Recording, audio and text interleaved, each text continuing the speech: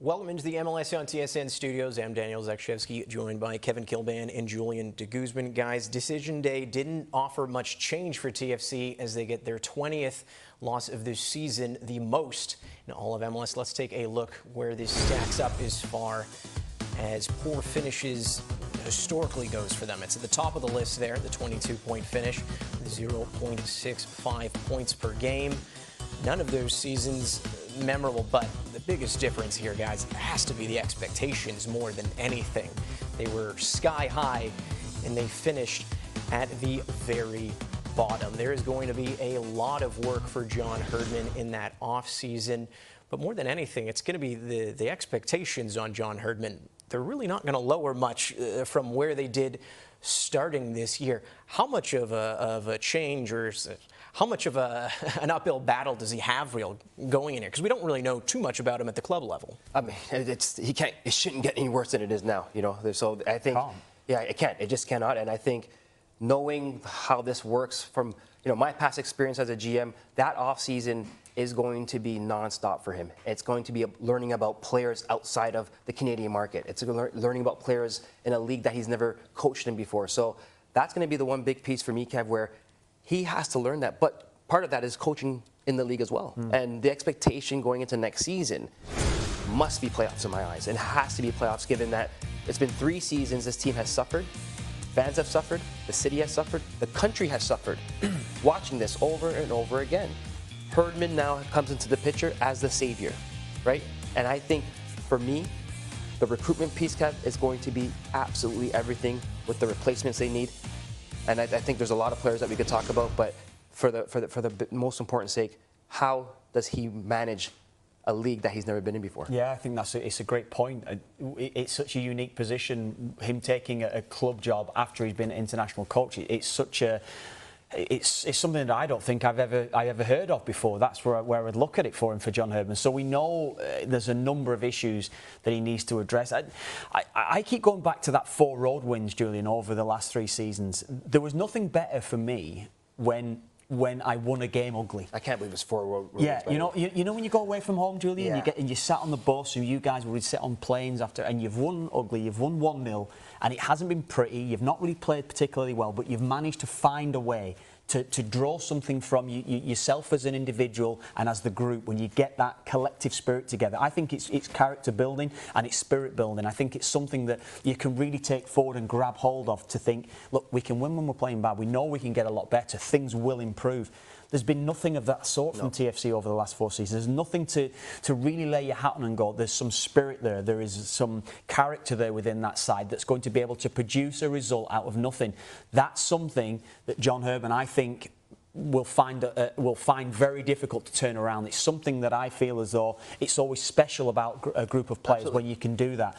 And there's nothing to suggest that he can do that from this group of players, Julian. No, and it's playing for the badge, right? And I think you could clearly see here what indicates who plays for the badge and who doesn't play for the badge. And I think there's probably one player out there, DeAndre Kerr, who I mean, for the amount of money he's making, but the effort he puts in, that's an individual that represents the badge out of all these individuals that want. It's something that's going to be constantly spoken about. Yeah, it's not Lorenzo Insigne's fault that he's earning so much money. It's the club that have offered him the contract. He signed it, but the output is clearly not there. It's the same with Bernardeschi, and I think we saw maybe for the last 5 or 6 games of the season, I think from Federico Bernardeschi, I think we saw there's a chance that he could actually produce something consistently under John Herdman. But DeAndre Kerr's a standout one, absolutely. We've said it all season. He should have been starting as a number 9 all season. Yeah. He's the one that you can rely on to work hard, even when he's not playing particularly well. I don't think he's going to go and get you 15 goals a season just yet. I think he's going to improve and get better and better. But he's certainly a player that I look at and I think that's the type of player that I'd want in my side every single week. Any of those players fit John Herdman's style of play in terms of a striker? It's a Kerr, yes. Only for again, it's not necessarily the output you're going to get from him in terms of goals. It's not necessarily something that I'm going to lay my hat on to think. I know if he gets one-on-one with the goalkeeper, he's guaranteed to score, Julian. But in terms of work rate, in terms of desire, playing for the badge, playing for your city, playing for something greater than just your individual performance. I see that from DeAndre Kerr. I see it from him regular. I've seen it from him this season, and I think there's more to come from him. But out of everybody else, I don't know. It's a sad indictment when we can't actually get more names from that list of top quality footballers, because there are a lot of quality within that side. As you guys have mentioned, John Herdman is an unknown quantity at club level, but we do know some of his strengths as a manager, and one of that is getting players to rally, at least around a cause there.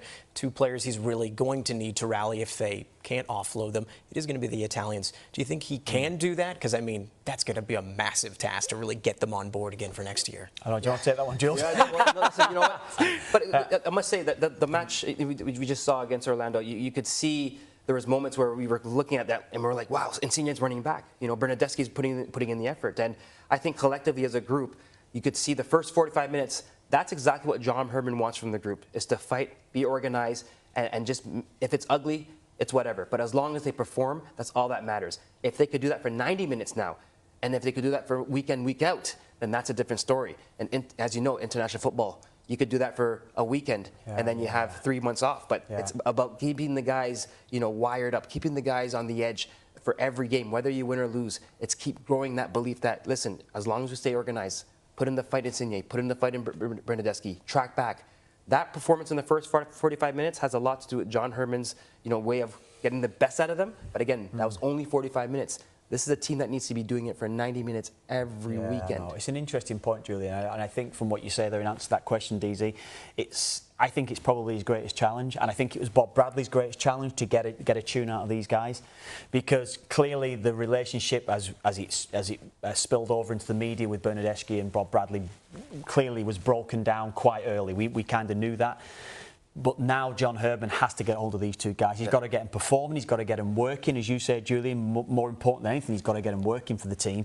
But he's also got to get the best out of the team around those players. He's got to get players to suit those guys in the side, because the money that they're earning, those guys ain't going anywhere unless there can be some sort of deal with a loan move or whatever it's going to be. That's the difficulty that John Herdman and TFC and the powers that be are going to find right now. It's almost like him building the team around Alphonso Davies and Jonathan David again. It's a good point. He's done it before. Yeah. Well, after recording a 20th loss, finishing bottom position, you can guarantee that the expectations for next year are still going to be high for TFC.